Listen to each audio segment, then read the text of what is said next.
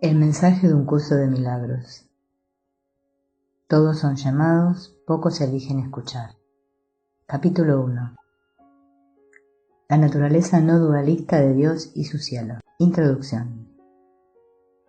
Comenzamos por el principio y por consiguiente afirmamos que la metafísica de un curso de milagros es no dualista, puesto que la misma formula un estado de preseparación, Dios. En realidad, puede decirse que el curso representa lo que podemos llamar un no dualismo perfecto o puro. Esta forma de no dualismo sostiene no solo que Dios es verdad y todo lo demás es ilusorio, sino que Dios no está involucrado en modo alguno con el ilusorio e irreal mundo de la percepción. Lo que podríamos calificar como sistemas no dualistas imperfectos enseñan que, aunque el mundo es ilusorio y que solo Dios o lo divino es real, la deidad, no obstante, está involucrada de una u otra forma con el mundo fenomenal. Un ejemplo de este sistema sería las formas del hinduismo, que enseñan que el mundo físico refleja a un Dios que está jugando, la noción india de lila. Otras formas de sistemas aparentemente no dualistas, como lo que encontramos en alguna de las antiguas filosofías gnósticas, creen que la imperfección de la separación surgió dentro de la divinidad misma, con lo cual le dio a la imperfección algún elemento de realidad. Muchos estudiantes de un curso de milagros convierten el curso en una espiritualidad no dualista imperfecta, al ver a Dios como si éste estuviese activamente involucrado en sus vidas personales.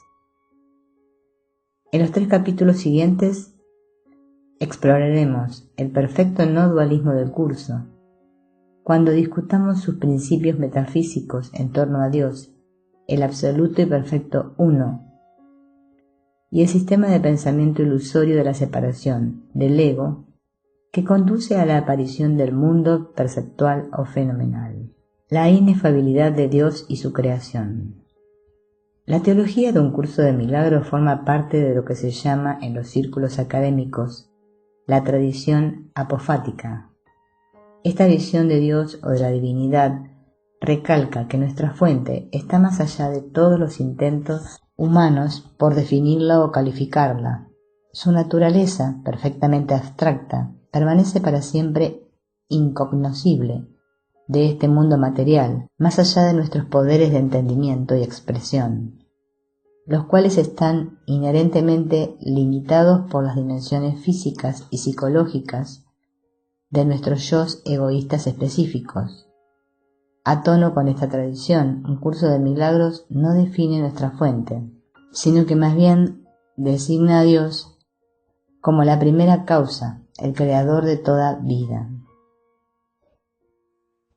A la luz de las efusivas aseveraciones acerca de la gloriosa naturaleza de Dios, que a veces encontramos en otras obras religiosas, es refrescante encontrar esta sencilla aseveración apofática en un curso de milagros. Decimos Dios es y luego guardamos silencio, pues en ese conocimiento las palabras carecen de sentido. En el curso Jesús nos enseña que antes del comienzo del sueño del tiempo, solo existe Dios. Dios es, y la naturaleza de su ser es espíritu y amor, cuyas características incluyen ser informe, inmutable, ilimitado, perfecto, infinito y eterno.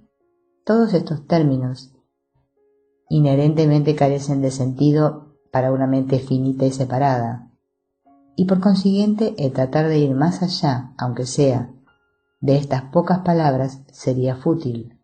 Un ejemplo de lo que el libro de ejercicios para estudiantes califica como insensateces o meditaciones sin sentido. De acuerdo con un curso de milagros, la dinámica básica del espíritu es extensión, no espacial y no temporal, mediante la cual Dios expresa continuamente su ser en creación.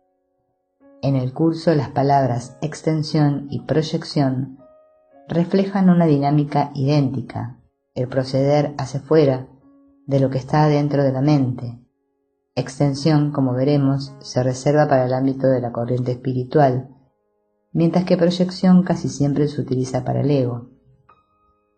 Es interesante señalar, sin embargo, que justo al comenzar Jesús a dictarle un curso de milagros a Helen, ella escribió proyección para indicar no solo la dinámica básica del ego, sino también la de Dios y la del Espíritu Santo por igual.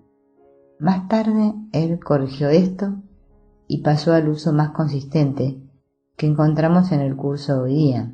Sin embargo, en la primera mención que se hace de esta dinámica en el curso publicado, uno puede leer que la proyección es el uso inadecuado de la extensión, lo cual vincula los dos términos a la misma dinámica, aunque está claro que las fuentes son distintas. También debe afirmarse que si bien utilizamos palabras y conceptos, extensión o creación, que tienen connotaciones temporales y espaciales, la dinámica que éstas reflejan trasciende el tiempo y el espacio totalmente.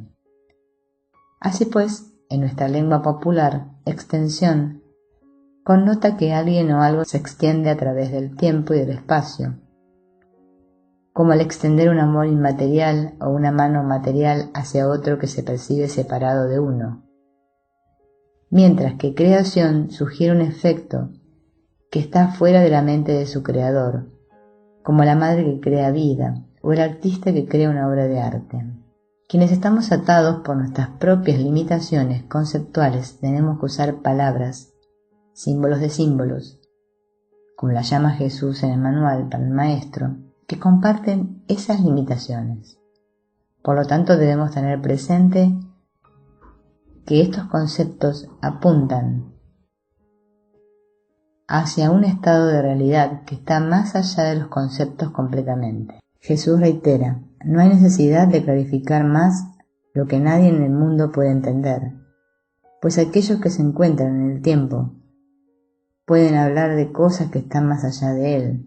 Más, ¿qué significado pueden tener dichas palabras para los que todavía se rigen por el reloj y se levantan y trabajan y se van a dormir de acuerdo con él? Así pues, retornando a nuestra explicación, podemos decir que la función básica del espíritu es la extensión. El ser tiene que ser extendido. El espíritu anhela compartir su ser, tal como su creador lo compartió, puesto que el espíritu fue creado como resultado de un acto de compartir. Su voluntad es crear, extender su ser, el de Dios. Extender el ser de Dios es la única función del espíritu. Su llenura no puede ser contenida, de la misma manera en que la llenura de su creador no se puede contener.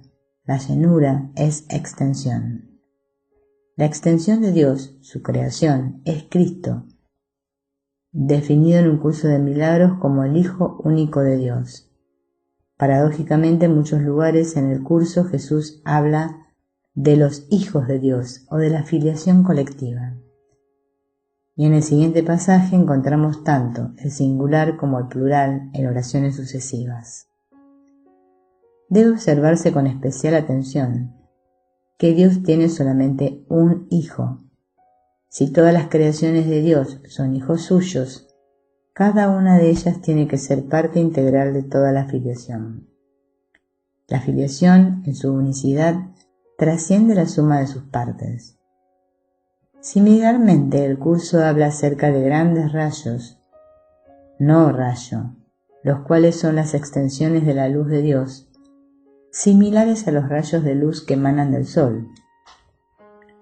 Aunque ninguna mente separada o fragmentada puede entender esto conceptualmente, aún así podemos afirmar que Cristo consiste de rayos infinitos, hijos de Dios, todos perfectamente unidos e indivisibles. Sin embargo, claramente no hablamos aquí de personalidad individual, tal como la experimentamos en el mundo. Es más, es importante mencionar que un curso de milagros está escrito desde la perspectiva del mundo dualista de sus estudiantes y por lo tanto su descripción del cielo como dualista contiene dos seres, Dios y Cristo, por no mencionar las creaciones de Cristo.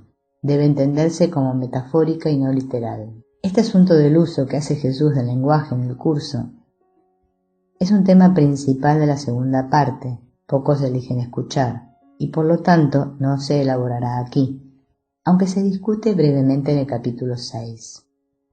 También debe mencionarse, para retomarlo en el capítulo 6, el cual trata específicamente de Jesús, que es distinto a la tradición cristiana. Cristo no se identificará exclusivamente con Jesús, quien, en un curso de milagros, se entiende que es parte de Cristo, al igual que todos nosotros. A la luz de la enseñanza de San Pablo en su epístola a los Gálatas, a Jesús se le veía desde los albores del cristianismo como el Hijo único de Dios, mientras que nosotros permanecíamos como hijos adoptivos en el mejor de los casos, ciudadanos de segunda clase, por decirlo así. El apóstol escribió: pero, al llegar a la plenitud de los tiempos, envió Dios a su Hijo, para rescatar a los que se hallaban bajo la ley, y para que recibiéramos la filiación adoptiva. En un curso de milagros, sin embargo, Jesús afirma que Él no tiene nada que nosotros no podamos lograr, y que Él no está en modo alguno separado o que sea diferente de nosotros excepto en el mundo del tiempo. Lo que distingue a Jesús del resto de la filiación es que Él fue el primero en haber trascendido la mente separada y en haberse acordado de su fuente. Al recordar su verdadera identidad como Cristo, como dice el curso acerca de Él, uno de los pocos lugares en un curso de milagros donde Jesús habla de sí mismo en tercera persona. El nombre de Jesús es el nombre de uno que, siendo un hombre, vio la faz de Cristo, el símbolo de total perdón en el curso, en todos sus hermanos, y recordó a Dios. Al identificarse con Cristo, dejó de ser un hombre y se volvió uno con Dios. ¿Es Él el Cristo? Por supuesto que sí, junto contigo. Para retornar a la naturaleza de Cristo, podemos decir que, como una extensión de su fuente, Cristo comparte en los atributos de su Creador. Él también es espíritu informe, inmutable, ilimitado, perfecto, infinito y eterno. Además, Cristo comparte el atributo de su Creador de extenderse o crear. Tal como Dios extendió su ser y creó a Cristo, así también Cristo extiende su ser. Estas extensiones de Cristo son lo que un curso de milagros llama creaciones, un término que aparece a través de todo el material, aun cuando por razones ya discutidas jamás puede explicarse realmente. Así, por ejemplo, Jesús expone brevemente en el texto: de la misma manera en que el pensamiento creador de Dios procede de Él hacia ti, así tu pensamiento creativo no puede sino proceder de ti hacia tus creaciones. Él creó la filiación y tú la expandes.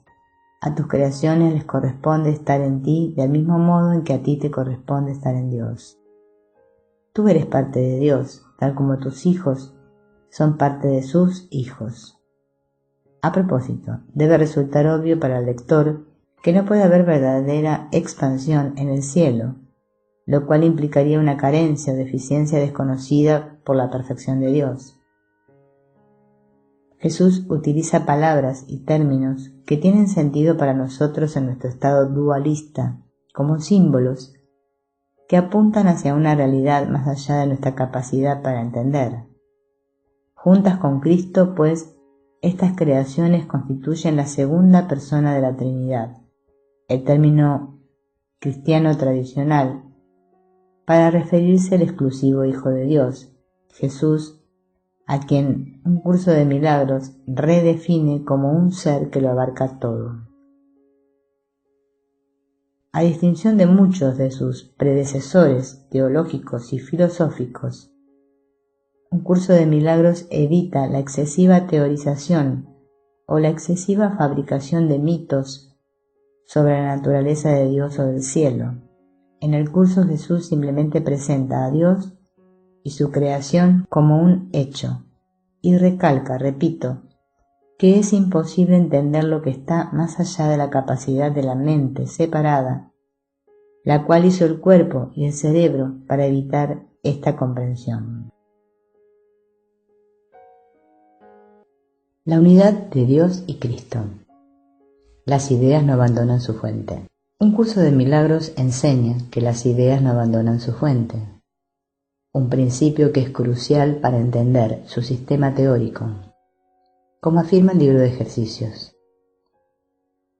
El énfasis que este curso ha puesto en esta idea, las ideas no abandonan su fuente, se debe al papel central que ocupan nuestros intentos de que cambies de parecer con respecto a ti mismo.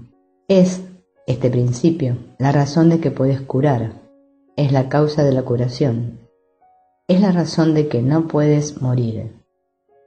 Su veracidad te estableció como uno con Dios. Al mirar el proceso de creación o extensión, podemos imaginar a Dios como una mente abstracta, la cual contiene un pensamiento, con mayúscula, llamado Cristo. Cristo, alternativamente, pues, se puede definir como una idea en la mente de Dios.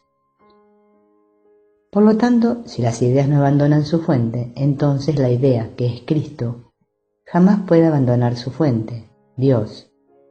Así las creaciones de Cristo tampoco abandonan la suya. Como explica el curso, en pasajes paralelos tomados del texto y del libro de ejercicios. Dios creó a sus hijos extendiendo su pensamiento y conservando las extensiones de su pensamiento en su mente. Todos sus pensamientos están, por lo tanto, perfectamente unidos dentro de sí mismos y entre sí. Cristo es el Hijo de Dios tal como Él lo creó. Es el pensamiento que todavía mora en la mente que es su fuente. No ha abandonado su santo hogar, ni ha perdido la inocencia en la que fue creado. Mora inmutable para siempre en la mente de Dios. Esta indivisa unidad de Dios y Cristo, y de Cristo y sus creaciones, constituye el estado de cielo. Retornando a la imagen del sol y sus rayos, podemos comparar a Dios con el sol y a Cristo y sus creaciones con los rayos que emanan del sol. Sin embargo, estas extensiones no están separadas de su fuente. Similarmente, una ola en el océano no puede entenderse ni conocerse separadamente del agua que es su fuente. En un importante pasaje del libro de ejercicios, Jesús discute esta unidad indivisa de Padre e Hijo, Dios y Cristo. Dios comparte su paternidad contigo que eres su Hijo, pues Él no hace distinciones entre lo que Él es y lo que sigue siendo Él mismo. Lo que Él crea no está separado de Él, y no hay lugar alguno en que el Padre acabe y el Hijo comience como algo separado. El mundo no existe porque es un pensamiento separado de Dios, concebido para separar al Padre del Hijo y aislar una parte de Dios mismo, destruyendo de esta manera su plenitud.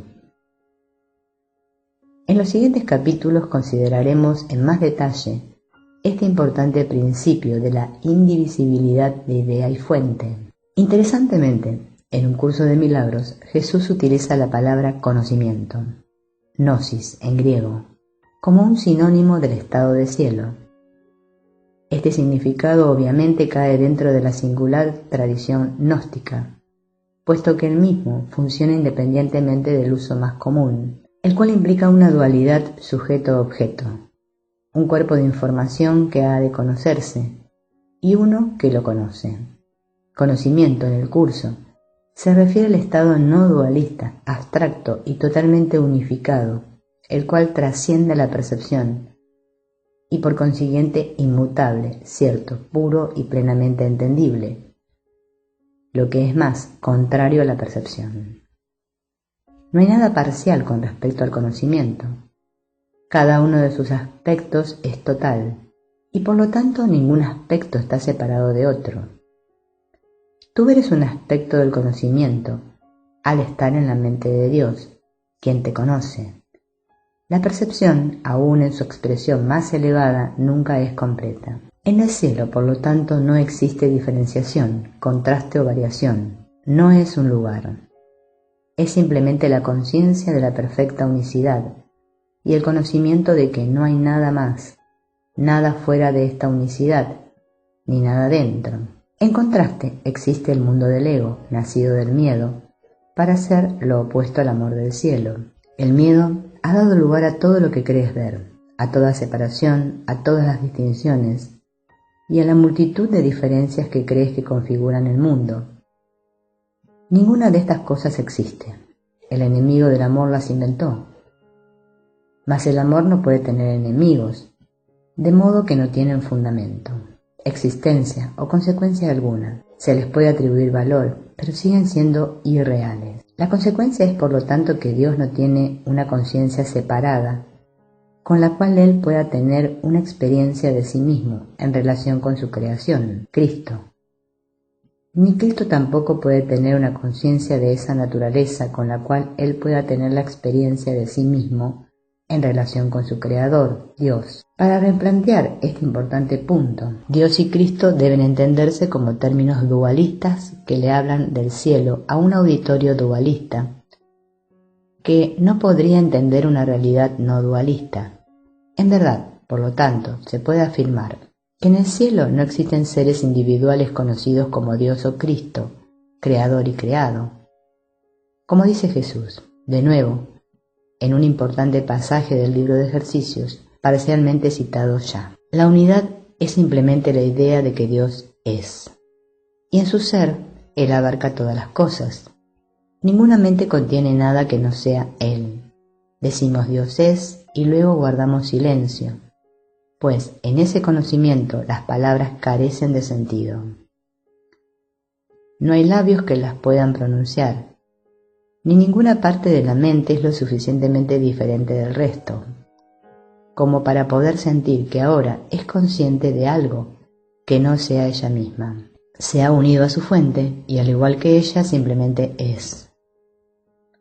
Para retornar ahora a nuestra descripción simbólica del cielo, podemos observar que aunque Dios y Cristo comparten en la función del Espíritu de crear y que son totalmente uno, hay una diferencia esencial.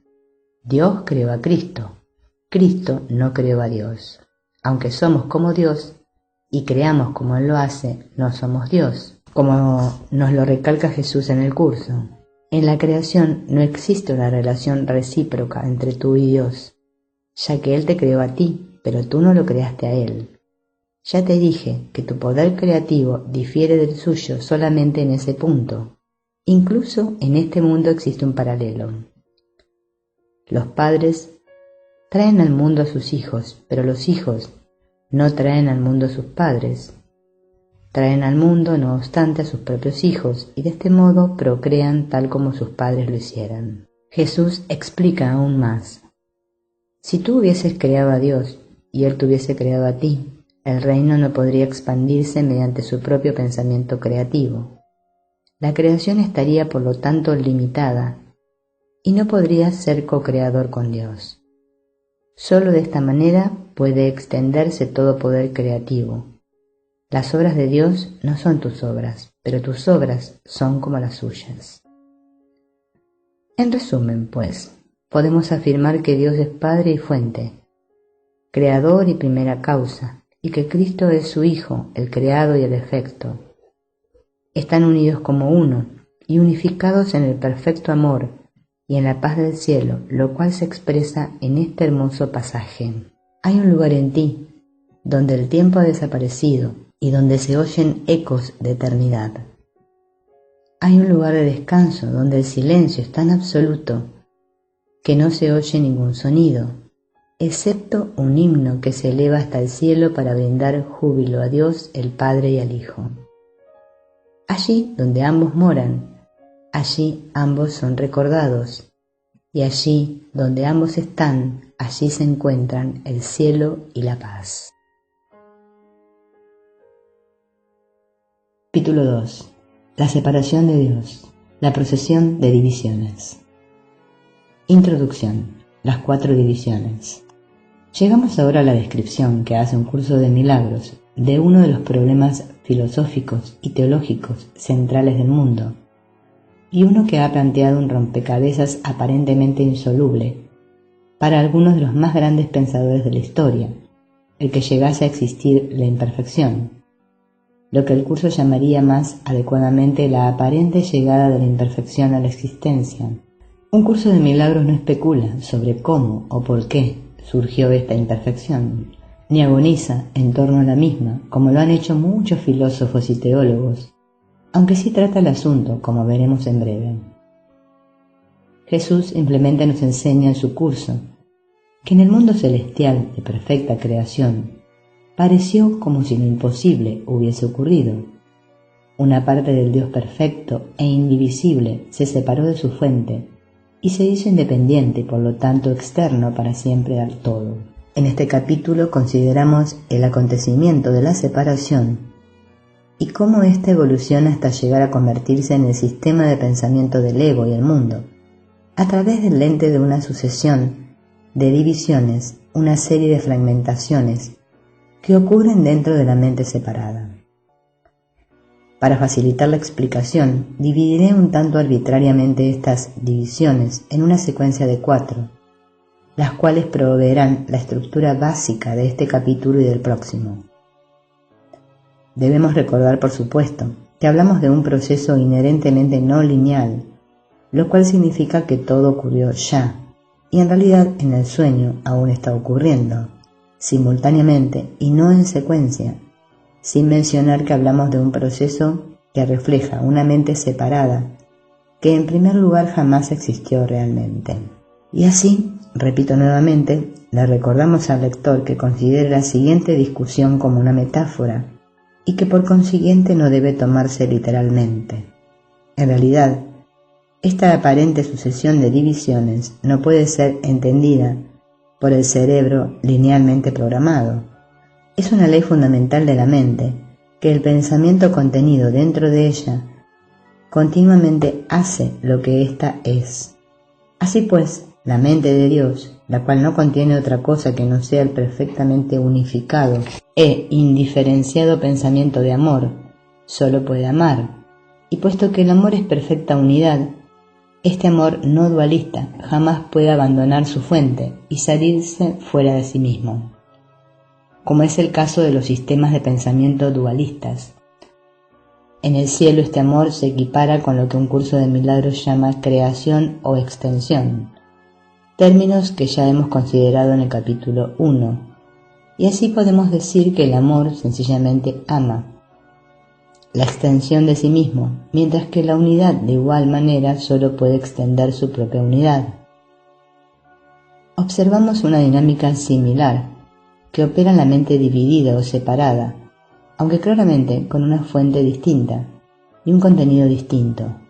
Aquí, el contenido de separación del ego solo puede separar, la mente dividida solo puede dividir, similar al mecanismo biológico de la división de las células, conocido como mitosis.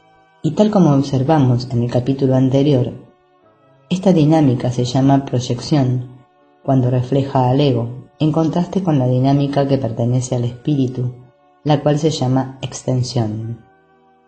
Como dice el texto en 3 pasajes separados, los pensamientos se originan en la mente del pensador y desde ahí se extienden hacia afuera. Esto es tan cierto del pensamiento de Dios, extensión, como del tuyo, proyección. Puesto que tu mente está dividida, puedes percibir y también pensar. No obstante, la percepción no puede eludir las leyes básicas de la mente. Percibes desde tu mente y proyectas tus percepciones al exterior. Lo que proyectas o extiendes es real para ti. Más adelante llamaremos a este tú el tomador de decisiones. Esta es una ley inmutable de la mente, tanto en este mundo como en el reino. El contenido, sin embargo, es diferente en este mundo, porque los pensamientos de miedo que dicha ley gobierna aquí son muy diferentes de los pensamientos de amor del reino.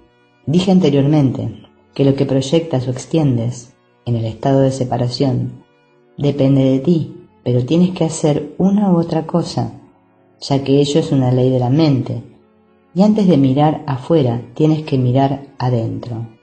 Al mirar adentro eliges el guía, el ego o el Espíritu Santo, cuya visión deseas compartir, y luego miras afuera y contemplas sus testigos. Por lo tanto, una vez que la diminuta y alocada idea de estar separado de Dios pareció surgir, Esta continuó dividiéndose y dividiéndose y dividiéndose, como lo describe Jesús en un curso de milagros. Tú, que crees que Dios es miedo, tan solo llevaste a cabo una sustitución. Esta ha adoptado muchas formas, porque fue la sustitución de la verdad por la ilusión, la de la plenitud por la fragmentación. Dicha sustitución, a su vez, ha sido tan desmenuzada y subdividida y dividida de nuevo una y otra vez, que ahora resulta casi imposible percibir que una vez fue una sola y que todavía sigue siendo lo que siempre fue. Así pues, a pesar de su aparente número infinito de fragmentos separados, los cuales abarcan el universo físico completo, la pequeña y alocada idea de sustituir el amor unificador de Dios por el miedo separador del ego, nunca deja de ser la causa única de todos ellos. Ya hemos discutido el importante principio de que las ideas no abandonan su fuente, y por tal razón ahora podemos entender mejor cómo y por qué el universo físico es ilusorio. Puesto que la idea de un mundo separado nunca ha abandonado su fuente, el único e ilusorio pensamiento de separación que está presente en la mente, el mundo siempre tiene que permanecer lo que es, un único e ilusorio pensamiento. Comenzamos ahora nuestra discusión con la primera división, el aparente surgir a la existencia de la pequeña y alocada idea, el pensamiento de habernos separado de Dios. La primera división. En algún punto, pareció que el pensamiento de separación surgió en la mente del Hijo de Dios, aunque un curso de milagros recalca, vía el principio de expiación, que en realidad nunca ocurrió, como se puede ver en la siguiente aseveración tomada del manual para el maestro. En el instante en que la idea de la separación se introdujo en la mente del Hijo de Dios, en ese mismo instante, Dios dio su respuesta, Espíritu Santo. En el tiempo esto ocurrió hace mucho, en la realidad nunca ocurrió. Por lo tanto, en la perfecta unidad del cielo, pareció introducirse este único pensamiento loco, en el cual el Hijo de Dios decidió ser diferente de su Padre. En ese instante de locura, concibió establecer una voluntad de un yo independiente de él.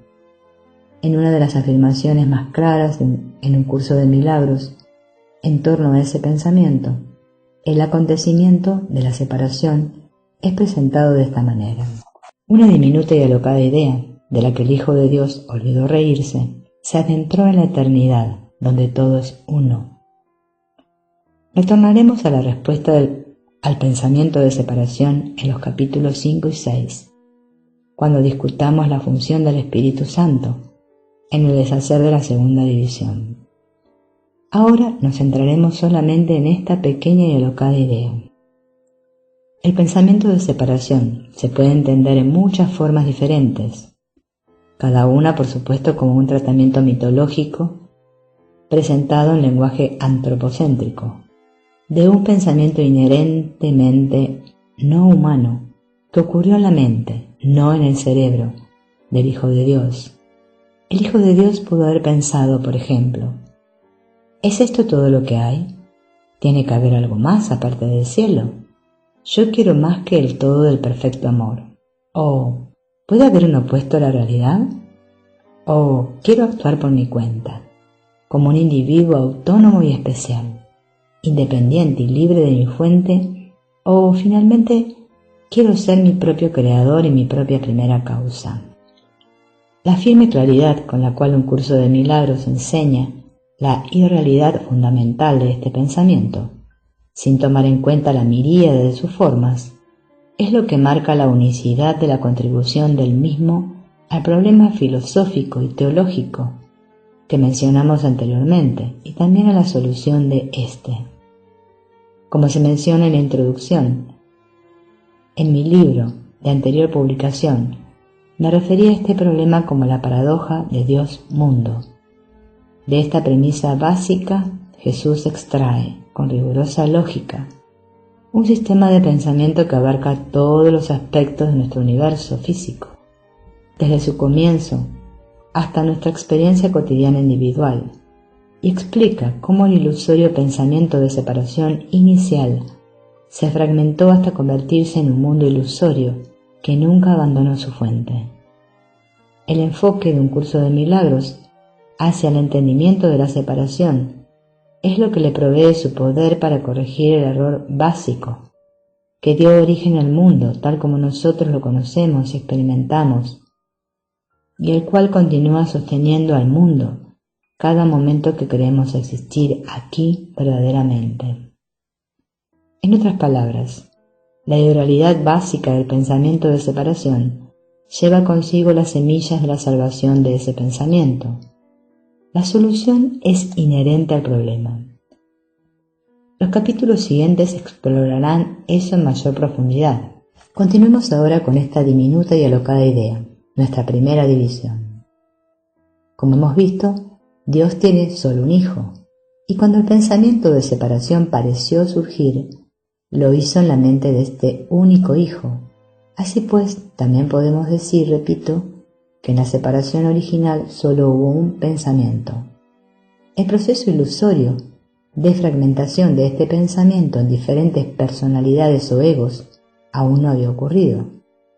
Basándonos en la imagen del sol y los rayos que emanan del mismo, utilizada en el capítulo anterior, podemos pensar que este pensamiento pareció surgir en algún lugar dentro de estos rayos, y que, como el rayo láser, se amplificó y lo arropó todo, como una gota de tinta que al caer al agua se esparce a través de toda la solución.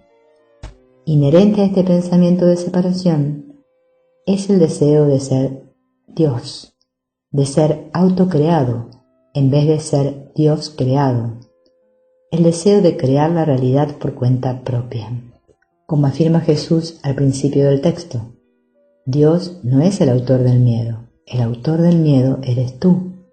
Has elegido crear en forma diferente como crea Él, y por lo tanto has hecho posible el que puedas tener miedo. Similar a muchos sistemas gnósticos, específicamente aquellos derivados de Valentín del siglo II, tal vez el más adelantado de todos los maestros gnósticos, podemos advertir el uso ocasional que hace Un Curso de Milagros de la palabra ignorancia para denotar el estado de la mente del Hijo cuando eligió separarse del conocimiento.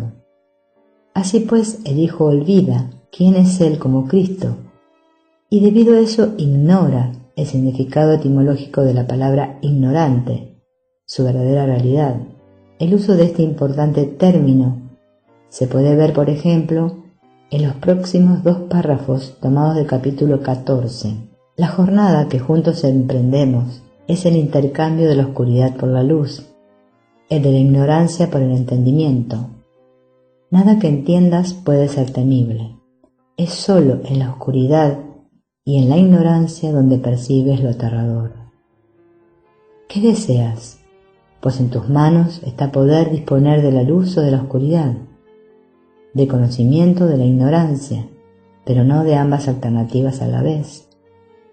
De la misma manera en que la oscuridad desaparece ante la luz, de igual modo la ignorancia se desvanece cuando alborea el conocimiento. Para Dios, no saber es algo imposible.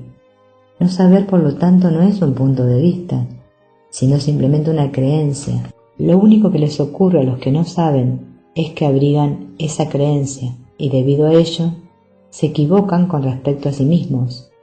Se han definido a sí mismos de manera diferente de cómo fueron creados.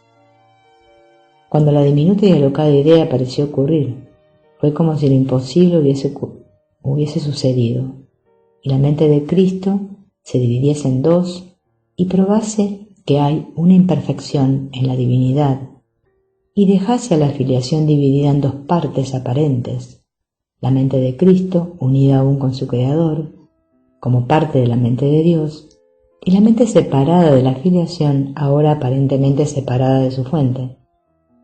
Interesantemente, aunque para algunos estudiantes puede ser confuso también, Un Curso de Milagros utiliza el término Hijo de Dios tanto para referirse al Hijo de Dios en su estado real y no dualista como Cristo, así como para referirse al Hijo en su estado dualista y separado, en el cual sueña que su realidad es autónoma de su Creador y ya no es uno con Él.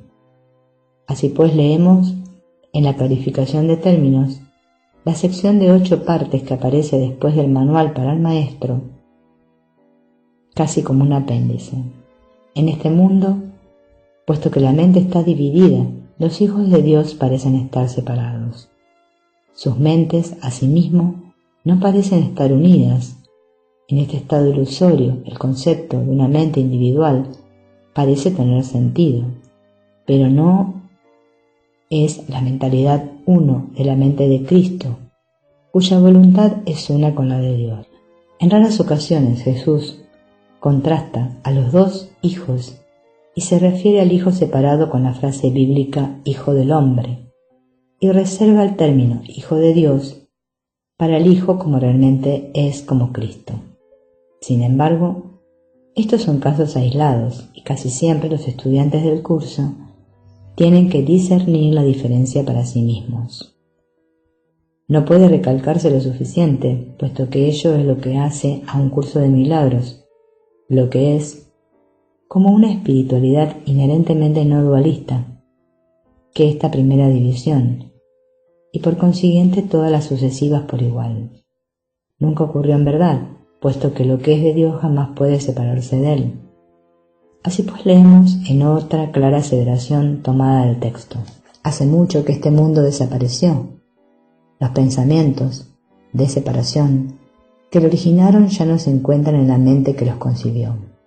Alégrate de que la causa de la separación haya desaparecido. Lo que tú recuerdas nunca sucedió, pues procedió de una ausencia de causa que tú pensaste que era una causa. Es imposible que su hijo pudiese jamás haber sido condenado, por lo que carece de causa y es contrario a su voluntad. En esta hermosa imagen poética del himno celestial encontramos expresada la misma idea, y recalca que la diminuta y alocada idea, la cual pareció existir, no tuvo efecto alguno sobre la realidad. A ti, que aún crees vivir en el tiempo, sin saber que ya desapareció, el Espíritu Santo te sigue guiando. Este ínfimo instante que deseas conservar y ser eterno, se extinguió tan fugazmente en el cielo que ni siquiera se notó. Ocurrió hace tanto tiempo y por un intervalo tan breve que no se perdió ni una sola nota del himno celestial. Finalmente, esta pregunta retórica y su respuesta, formulada y contestada en torno al ídolo, el cual es uno de los símbolos que utiliza un curso de milagros para referirse al ego. ¿Dónde están los ídolos? En ninguna parte. ¿Podría haber brechas en lo que es infinito? ¿Podría haber un lugar en el que el tiempo pudiese interrumpir la eternidad? ¿Un paraje de oscuridad allí donde todo es luz? ¿O un sombrío nicho dentro de lo que es infinito? No tiene un lugar donde poder existir. Los ídolos están más allá de donde Dios ha establecido todas las cosas para siempre, y donde no dejó cabida para nada, excepto su voluntad. Un ídolo no es nada, ni se encuentra en ninguna parte, mientras que Dios lo es todo y se encuentra en todas partes.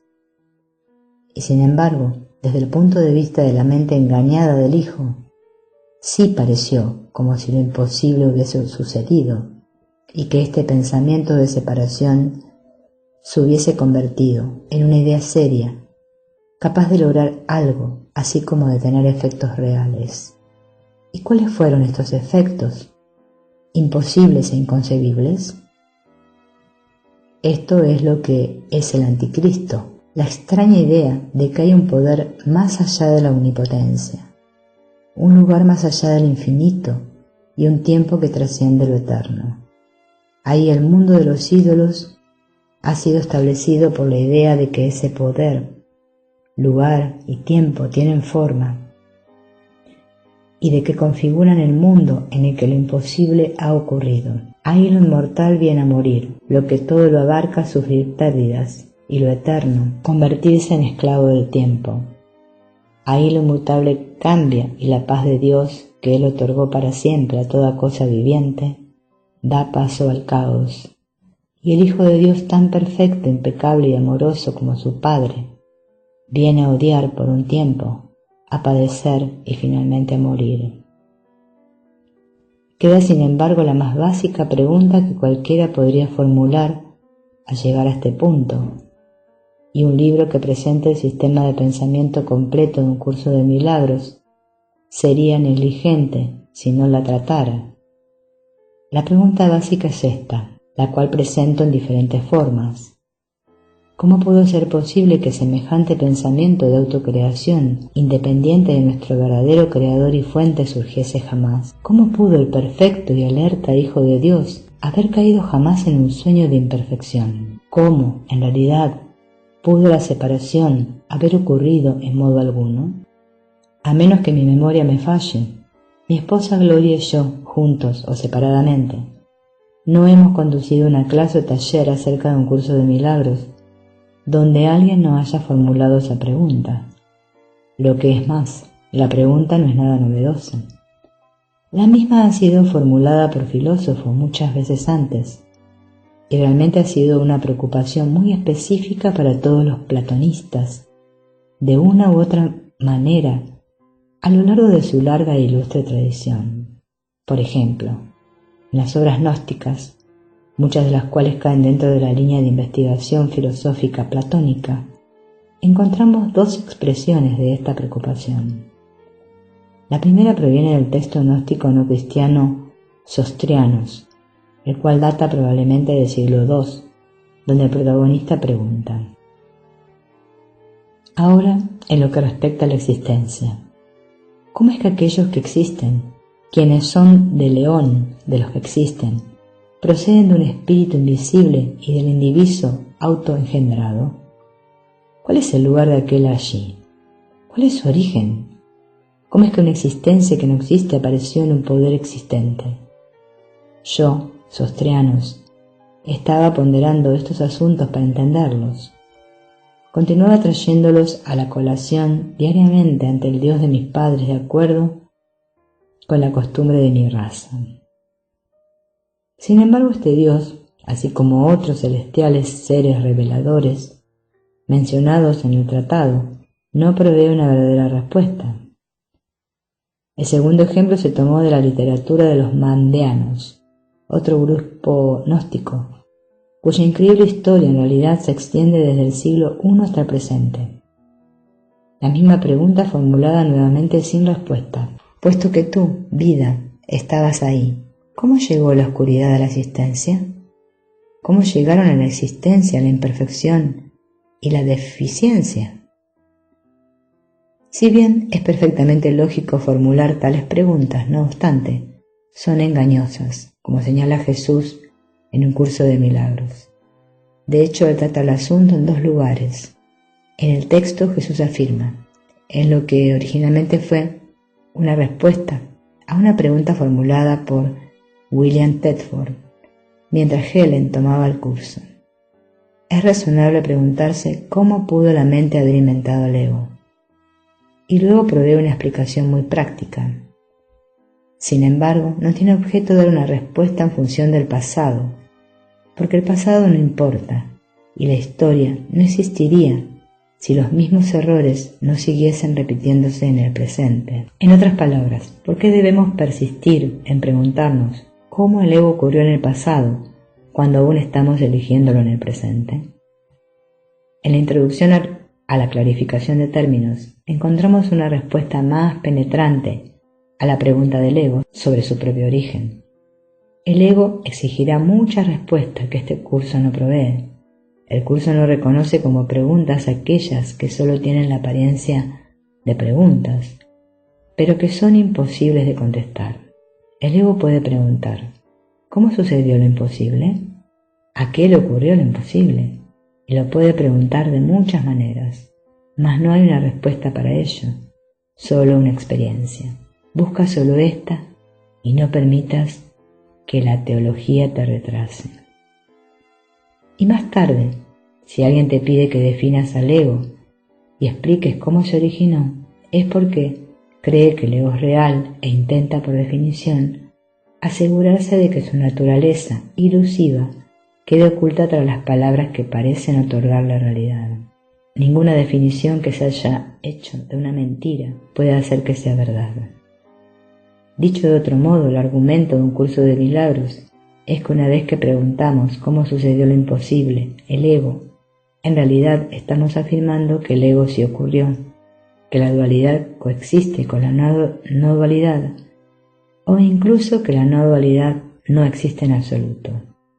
De lo contrario, no podríamos ni siquiera pensar en formular dicha pregunta. Así pues, estamos haciendo una aseveración, realmente no estamos formulando una pregunta en absoluto.